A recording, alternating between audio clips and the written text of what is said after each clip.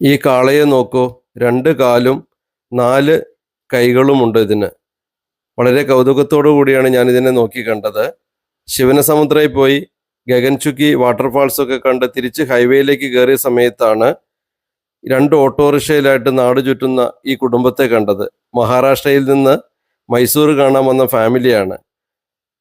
ഒരു ഭക്തിയാത്രയാണ് അവർ നടത്തുന്നത്. അതുകൊണ്ട് തന്നെ ഈശ്വരൻ്റെ ഒരുപാട് അനുഗ്രഹമുള്ള ഈ കാളയെയും അവർ കൂടെ കൂട്ടിയിട്ടുണ്ട്.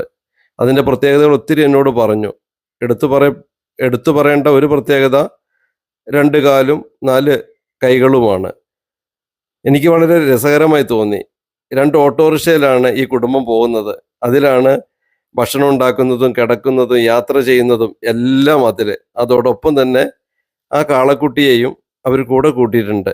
അതിന് പുല്ലരിഞ്ഞു കൊടുത്ത് എവിടെയെങ്കിലും വിശ്രമിക്കുന്ന സമയത്ത് ഭക്ഷണം ഉണ്ടാക്കി കഴിച്ച് വളരെ സന്തോഷത്തോടുകൂടെ അവരിങ്ങനെ കാഴ്ചകൾ കണ്ട് മുന്നോട്ട് പോവുകയാണ്. ഇത് ഗൗരിയാണ് അതിന് പുല്ലൊക്കെ മുറിച്ച് കൊടുക്കുന്നത്. അപ്പൂസും ഞാനും ഒക്കെ ആ കാളക്കുട്ടിയെ ഒത്തിരി ഓമനിച്ചു. ഞങ്ങൾക്ക് ഏറ്റവും ഇഷ്ടപ്പെട്ടത് അതിൻ്റെ ആ 4 കൈകളാണ്. ഒത്തിരി ഇഷ്ടത്തോടു കൂടെ അതിനെ ഓമനിച്ച് നല്ല ഇണക്കമുള്ളൊരു കാളക്കുട്ടി.